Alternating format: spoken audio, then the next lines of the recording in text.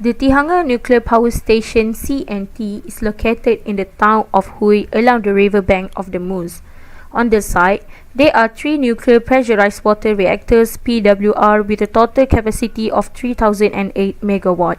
They were put into operation in the period of 1975 until 1985.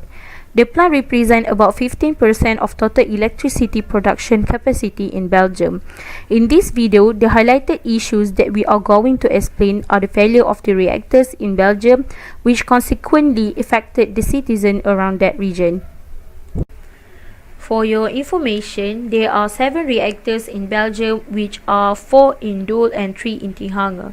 According to experts, 2 of these reactors named Tihange 2 and Dole 3 are especially dangerous, since thousands of cracks have been found in the reactor's containment. The Tihange nuclear power station is only 65 km away from Aachen, which is a city in Germany located near the borders with Belgium and Netherlands. This Tihange nuclear power station is a concern to many people in the region. The fear of an incident is ever present in all of us. But what should we as an expertise in reactors be done if such an incident really does occur? A reactor accident in which radioactive particles are released would therefore have a great impact on that region. Depending on the weather condition, the radioactive substances would quickly make their way toward us. Due to the distance, acute radiation injuries are not to be expected for people living there, but the radioactive particles can be carried by wind into that region.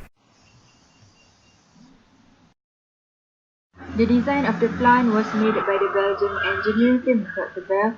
Tihange 2 entered commercial operation in 1983 and Dole 3 in 1982. In June 2012, Tihange 2 and Dole 3 were taken offline when ultrasound testing suggested the possible presence of cracks in the reactor vessel. There were thousands of semi-laminar flaws in the base metal of the reactor pressure vessel (RPV) in both reactors. These were determined to be hydrogen flakes or hydrogen damage, which made the steel more brittle and increased the risk of a reactor vessel rupturing. It is a metal degradation process due to the interaction of metal with hydrogen. The reactor remained offline for further inspection and assessment for a year. The nuclear regulator judged that the reactor could still operate safely and it was restarted. Next, in March 2014, Tihange 2 and Dole 3 were ordered to be shut down again due to unexpected results in tests of the facility's structural integrity. Tests had revealed that the number of cracks had risen to 16,000. The Federal Agency for Nuclear Control (FANC) approved the restart of the 2 units after concluding it was safe to bring the reactors back into operation.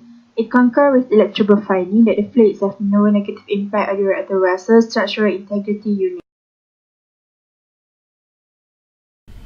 So next, there are some alternatives that has been done by the government in order to protect and ensure their safety. Firstly, the camera has been placed in Tihange 2.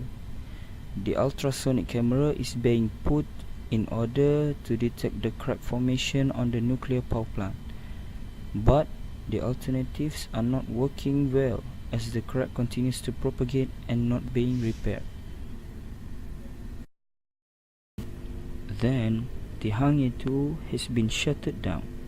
This happened is just for the safety and maintenance inspection, but it has been opened back, although there are cracks found and the lifespan has been more than the expected, which is 20 years. That might be dangerous for the residential area. Finally, there are 3 alternatives that we have suggested to ensure the safety of the reactors and citizens, which are seabed, timeline, and pipeline reactor system.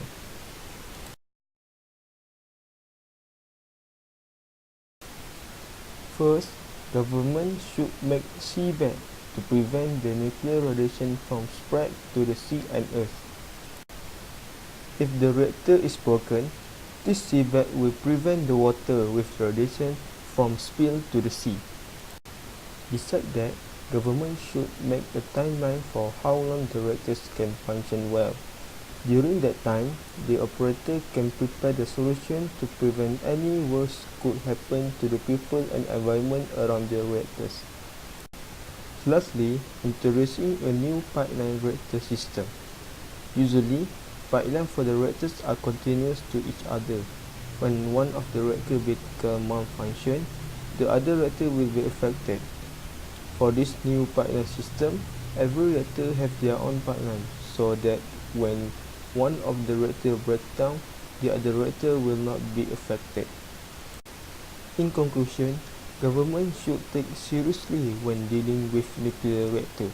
Nuclear reactor failure can give serious effect to humans, sea and earth.